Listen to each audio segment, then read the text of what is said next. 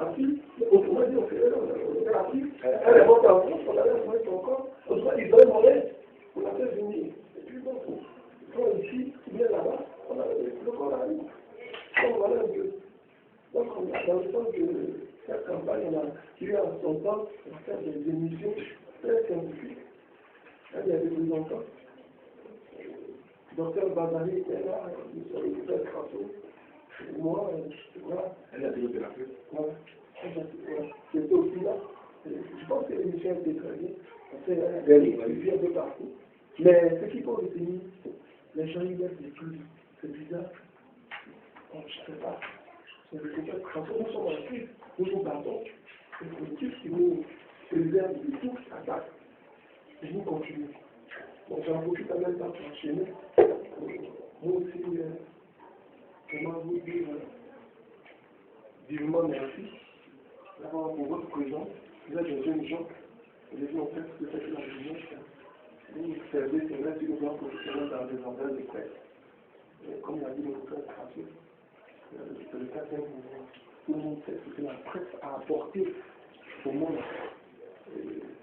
Ce qui a fait le printemps de la presse, c'est surtout avec l'affaire de la TNT. Les gens ont pris conscience de réellement de la presse. C'est, disons, un problème qui venait de là-haut, de manière verticale. Et ça a pris le monde entier, où un président de ce puissant pays a pu démissionner. C'est le contraire de la presse, avec un travail minutieux de la presse. Donc, le mot, disons, le concept depuis cette date-là, le quatrième pouvoir dans un régime, dans un État, n'est pas sorti. Il n'y a rien. Autre point. La presse, ça passe le moyen de communication. Maintenant, par rapport à cela, votre mission, il est évident. Hier, je vous ai vu assis, très intéressé par le sujet. En même temps, que la presse constitue une arme à double tranchant. Parce que vous avez vrai, il aurait fallu que nous présentions une ouverture, c'est-à-dire une faille pour que vous y entrez et vous frappez sur ce point. Parce que vous cherchez la vérité. Pour informer. Donc dans ce cas, je pense que vous et nous sommes complices. Maintenant, pour ce qui constitue en réalité l'action professionnelle et les retombées. C'est vrai. D'abord, sur le plan professionnel, vous travaillez pour véhiculer l'information. Il faut de l'utilité publique. C'est cela votre fonction. Forger l'opinion, forger le public, forger le monde. Et comme on le dit encore une fois de plus, en matière de communication, le monde aujourd'hui est devenu un village planétaire. C'est-à-dire que tout de suite là, vous êtes là, aux États-Unis, déjà quand nous vont bien les faire un peu partout dans le monde sur Internet, partout. Si vous êtes obligé aujourd'hui de vous déplacer. Mais ce qui est important, c'est que vous êtes déplacé, vous êtes arrivé. Vous voyez vous-même, vous êtes rendu quand vous avez vu l'évidence, c'est pourquoi. Voilà un sujet très intéressant. Un problème qui se pose à l'humanité. Un crime, un fléau, c'est un intérêt.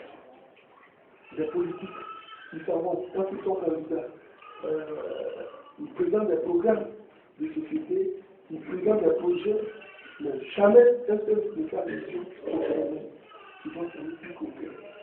C'est pas possible.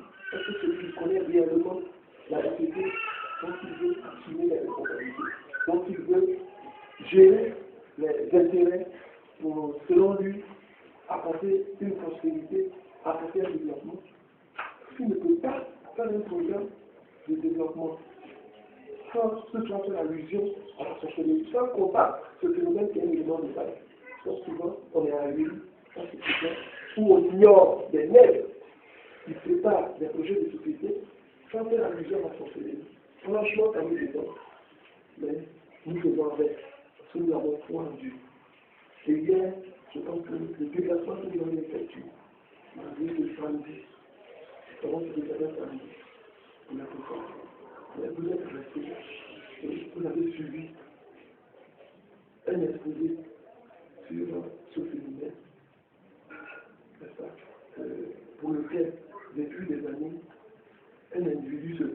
Il n'est pas seul, mais il a présenté cette technique.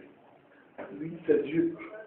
Et j'ai pris sur moi la responsabilité de situer un peu, de le situer, pour dire que c'était un commando d'élite, c'est ça, que le présente spécialement dans le milieu occidental, souvent qu'on présente avec des armes particulières et qui s'attaquent, comme quand vous avez la mafia, vous voyez un peu les gens mafieux qui viennent, ce commando d'élite à faire plus tard. C'est vrai que la sorcellerie, déjà à travers l'église, il y a une institution où on parle du mal en général. Donc, la sorcellerie fait partie du mal, on passe dessus. Mais là, il a spécifié le combat. Il cible exactement les effets de la sorcellerie. Et en même temps, visage découvert, on se bat contre ce phénomène-là. Il ne faut pas cracher. On est le père de l'homme. Il vient vous faire du passé, vous avez vu vous-même. Et là, comme vous le savez aussi, l'argent, c'est le nerf de la guerre qui ont toujours. Nous faisons la guerre et nous n'avons pas d'argent. C'est différent. Je vous dis, je suis arrivé, moi j'ai eu l'activité de temps en temps. Autrement dit, si les appels que nous lançons à chaque fois sont entendus, je vous assure, mais hélas, non seulement ces appels ne sont pas entendus, mais plutôt je vois que les fruits du combat qui viennent, c'est le côté positif. Ils sont des sacerdoces. Il n'a pas de dire, oh, aujourd'hui, vous savez, ici, en Côte d'Ivoire, vous connaissez l'histoire des religieux de ce pays. Prenez, je ne sais pas si c'est un prophète, parce que c'est des grâces. Nous, en tant que connaisseurs de ce milieu-là, par étude, on sait qu'un prophète, voilà comment il est tout. Donc, je ne peux pas dire les choses là. Dion, je ne sais pas s'il est prophète.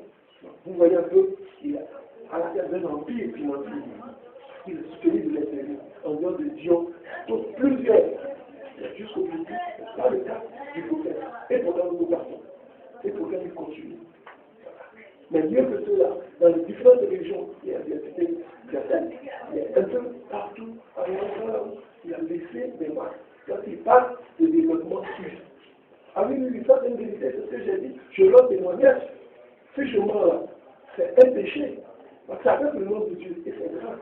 Donc moi-même, je le fais, à travers mon témoignage, à travers ce que je dis, je sais que je suis déjà récompensé par Dieu. Je n'ai pas besoin de ce qu'il va me donner. Et chacun de nous sait qu'il est venu apporter quelque chose à Dieu. Dieu nous conduit à un combat commun contre le mal. Un mal pernicieux. C'est Dieu seul peut combattre avec la sorcellerie là. Il n'y a pas d'intermédiaire. Dieu même est obligé d'être au contrôle. Parce que c'est lui-même. Voilà. Là, entre lui et un combattant de la sorcellerie comme le prophète François, il ne doit pas avoir trop d'intermédiaire, je crois. Les anges là, Gabriel, souvent, leur chapeau, écoutez-vous là, avec lui faire ça, allez suivre le combat d'un temps, mais pour ça, il est obligé de suivre attentivement. Parce que le sorcier, il est inévitable, il est capable. Tu as encore par exemple de faire ça. Il est obligé de te suivre toi-même. Donc nous autres là, on se met dans ce contexte. Et je pense que c'est dans ce contexte-là que vous êtes mis hier à faire ce combat avec votre présence. Donc, je vais faire ça. Constatez-vous, à travers là avant que vous avez écouté. Donc nous tous, effectivement, à travers les témoignages, on situait déjà en danger. Mais le vrai problème de fond, c'est la sorcellerie. Il faut que les autorités prennent confiance sur les supports internationaux, Internet et autres. Il faudrait qu'aux États-Unis partout, les gens comprennent que le fléau est un peu qui contre le développement, c'est la sorcellerie. Et qu'on sache que c'est, disons, ce groupe-là, cette institution, ou plutôt cette ONG, une ONG d'utilité publique. On vous apporte un soutien financier. Oui, un soutien financier pour que désormais, quand les journalistes doivent arriver ici, il y a un cas du prophète, qui s'en va en croisade à tel marché. Quand les journalistes sont d'accord, ils arrivent dans le secteur, un hôtel est déjà pris, ils sont en l'aide, ils travaillent, lui, tout le monde fait ce objectif. Souvent on dit ça. Mais quand vous arrivez au village des crapauds,